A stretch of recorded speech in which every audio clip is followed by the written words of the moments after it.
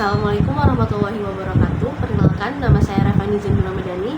Saya dari NIM 12512901007. Saya dari kelas Komunikasi Penyiaran Islam 2C. Di sini saya membahas sedikit pembahasan yaitu dari mata kuliah Etika dan Filsafat Komunikasi, yaitu teori dan paradigma kritis komunikasi. Menurut buku Theories of Human Communication karya Littlejohn, komunikasi adalah cara manusia memahami dunia. Cara manusia memahami dunia sendiri itu berasal dari relasi. Relasi ini terdiri dari kelompok-kelompok dan orang-orang yang akan memengaruhi struktur sosial. Struktur sosial meliputi budaya, kekuasaan, dan lain-lain. Ada banyak cara untuk melihat komunikasi, dan salah satunya ialah paradigma kritis. Apa itu paradigma? Dalam buku Filsafat Ilmu Komunikasi, paradigma keilmuan ialah cara pandang seseorang terhadap diri dan lingkungan keilmuan yang akan memengaruhi dalam berpikir, bersikap, bertindak, juga bertingkah laku. Jadi, apakah sama inti dari paradigma kritis juga paradigma keilmuan? Menurut jurnal Paradigma Komunikasi Kritis, suatu alternatif bagi ilmu komunikasi, menyebutkan paradigma kritis ialah cara melihat realitas dengan mengasumsikan bahwa selalu saja ada struktur sosial yang tidak adil. Hal ini disebabkan oleh media komunikasi yang tidak lagi menyajikan realitas yang sebenarnya. Ini disebutkan juga menurut Fiske Ibrahim 2004, adalah semua realitas atau peristiwa bisa menjadi perkara media telah menjadi media event atau second hand, yang artinya sekarang realita kehidupan manusia itu hanya bergelimang citra. Sebagai makhluk sosial yang tiap harinya berevolusi dan berkomunikasi dengan banyak kelompok atau orang-orang, sinyal demi sinyal informasi telah kita terima setiap harinya, dari tentang status sosial, niat, keseharian, dan lain-lain. Hal inilah yang mengharuskan pemakaian paradigma kritis. Karena pada dasarnya, komunikasi sendiri bukanlah hal yang bisa kita percaya secara langsung. Komunikasi atau informasi yang disampaikan harus dianalisis terlebih dahulu, karena komunikasi bisa dilihat dari berbagai paradigma atau dapat dilihat dari berbagai cara pandang yang beda-beda juga caranya. Karena komunikasi sendiri memiliki kepentingan juga cara pikir. Nah, maka dari itu paradigma kritis sangat dibutuhkan dalam penyampaian informasi, dalam penyampaian komunikasi. Dalam hal ini, kita bisa menarik inti bahwa paradigma kritis ialah cara pandang yang melihat komunikasi sebagai suatu yang tidak benar-benar netral. Dalam paradigma, pesan yang berasal dari media, budaya, atau struktur sosial dipahami bisa membawa kepentingan tertentu.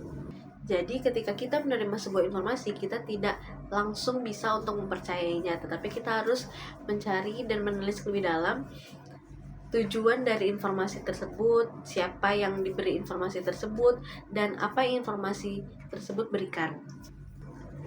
Dalam hal ini, paradigma kritis mengajak kita untuk menelisik dan mencari lebih dalam secara realitas, bahwa karena segala sesuatu yang tampaknya biasa saja sebenarnya bisa jadi sudah dibentuk oleh sudut kekuasaan dan kepentingan tersendiri.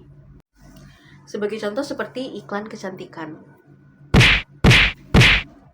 Dalam iklan kecantikan yang banyak kita temui bahwa banyak pengulangan kata yang mengatakan putih itu harus cantik itu harus putih. Padahal seperti yang kita tahu, cantik itu tidak harus putih dan cantik itu memiliki konsep relatif sendiri. Inilah yang bisa membentuk pola pikir masyarakat bahwa cantik harus putih dan lain-lain. Iklan kecantikan bisa merubah perspektif masyarakat tanpa harus mengatakan secara langsung, tetapi lebih menelisik secara halus, namun dapat membentuk ideologi masyarakat ini. Teori kritis pertama kali dipopulerkan oleh Max Horkheimer, yaitu salah seorang kelompok filsuf dari Frankfurt School pada tahun 1930-an. Menurut buku Teori Komunikasi, Fondasi Konseptual dan Aplikasi Dunia Modern karya Siti Rohmah M. Sos mengatakan, teori merupakan konsep, proposisi, juga asumsi yang disusun secara sistematis untuk menjelaskan atau memprediksi fenomena tertentu. Teori berasal dari hasil pengamatan atau observasi, pemikiran logis, juga pengujian ilmiah. Untuk angka jelas yang menyebutkan berapa konsep dalam teori kritis komunikasi, dalam buku ini tidak disebutkan secara angka, tapi teori kritis memiliki 5 konsep populer yang sering dibicarakan. Yang pertama ada rasionalitas dan emansipasi, 2 ideologi, 3 hegemoni, keempat industri budaya, dan yang terakhir ada dominasi dan kekuasaan modern. Yang pertama, rasionalitas dan emansipasi, yang artinya pengetahuan bukan hanya untuk mengerti dunia, tetapi pengetahuan untuk membebaskan manusia dari penindasan. Yang kedua, ideologi. Ideologi ialah norma atau nilai yang tampak normal padahal dibentuk oleh sistem kekuasaan. Yang ketiga adalah hegemoni. Hegemoni ialah bagaimana masyarakat bisa menerima ideologi secara dominan tanpa merasa dipaksa. Dan hal ini dipopulerkan oleh Gramsci. Yang keempat adalah industri budaya.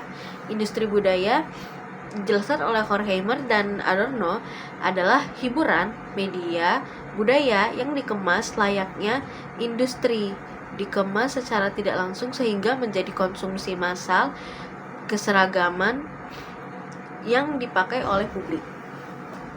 Yang kelima ialah dominasi dan kekuasaan modern. Teori kritis percaya bahwa kekuasaan bukan aparat negara saja, tetapi menelisik halus dari komunikasi dan lainnya. Lalu, apa hubungan keterkaitan antara paradigma dan teori kritis dalam komunikasi?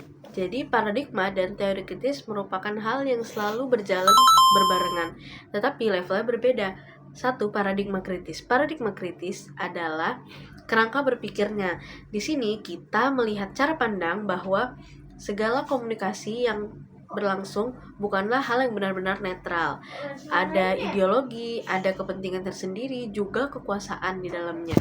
Yang kedua ialah teori kritis. Jadi di saat paradigma kritis memberikan kacamatanya, yaitu cara pandangnya, teori kritis akan memberi alat untuk menganalisis, menjelaskan secara teori, yaitu seperti ideologi, hegemoni, industri budaya, dan lain-lain. Di sini, teori memberi landasan kepada paradigma agar cara pandang tidak berlaku seenaknya. Jadi tetap memiliki teori sebagai landasan cara berpikir.